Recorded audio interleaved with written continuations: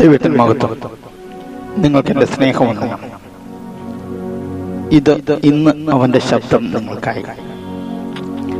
ഏലാ താഴ്വര നൽകുന്ന പാഠങ്ങൾ. 1 ശമൂവേൽ 17:2.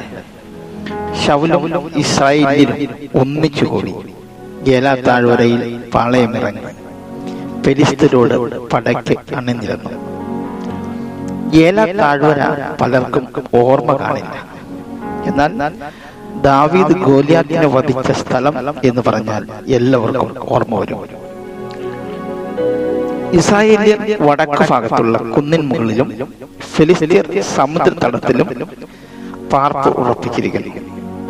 ഇതിന് രണ്ടിനും മധ്യയുള്ള ഒരു ബഫർ സോണാണ് കിടുക്കാൻ തൂക്കായ പാറകളോട് കൂടിയ ഈ മലകൾ. വളരെ പ്രധാനപ്പെട്ട സ്ഥലമാണ്. ഫെലിസ്ത്യർക്ക് മലമ്പ്രദേശത്തേക്ക് കയറാനും ഇസ്രായേലിക്ക് കടൽ തീരത്ത് എത്തുവാനും ഇത് വലിയ തടസ്സം. നമുക്ക് ഇന്ത്യക്കാർക്ക് ഹിമാലയ പർവ്വതം പോലെ ഗോലിയാത്തിനെ ദാവീദ് വധിച്ച സ്ഥലം.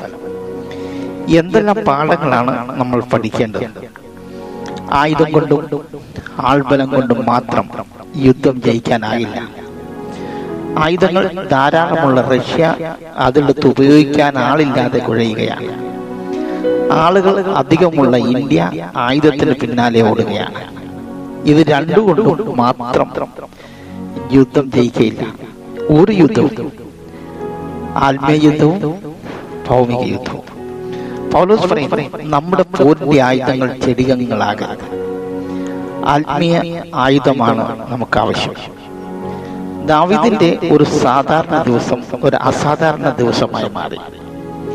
ദാവീദിന്റെ ഒരു സാധാരണ ആയുധം ഒരു അസാധാരണ ആയുധമായി മാറി. ഏലാ താഴ്വര ദൈവം തിരഞ്ഞെടുത്ത രാജാവിനെയും മനുഷ്യൻ തിരഞ്ഞെടുത്ത രാജാവിനെയും നമുക്ക് പരിചയപ്പെടുത്തുന്നു. മനുഷ്യൻ തിരഞ്ഞെടുത്ത രാജാവ് ഇസ്രായേലിൻ മക്കളിൽ ഏറ്റവും പൊക്കമുള്ളവനാണ്. ദൈവം വണ്ണവും പൊക്കവും മുഖവും നോക്കാതെ തിരഞ്ഞെടുക്കുന്നു.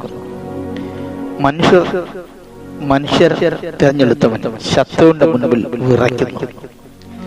ദൈവം തിരഞ്ഞെടുത്തവൻ ശത്രുവിനെ നേരിടുന്നു.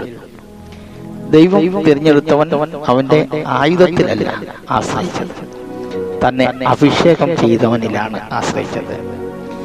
2 പ്രാവശ്യം ശത്രുവിന്റെ പേരെടുക്കുമ്പോൾ 9 പ്രാവശ്യമാണ് ദൈവമുഖത്തേക്ക് നോക്കുന്നത്. ഏലാ താഴ്വര നമ്മെ യുദ്ധത്തിന് ധൈര്യപ്പെടുത്തുന്ന താഴ്വരയാണ്. നമ്മെ യുദ്ധം അഭ്യസിപ്പിക്കുന്ന താഴ്വരയാണ്.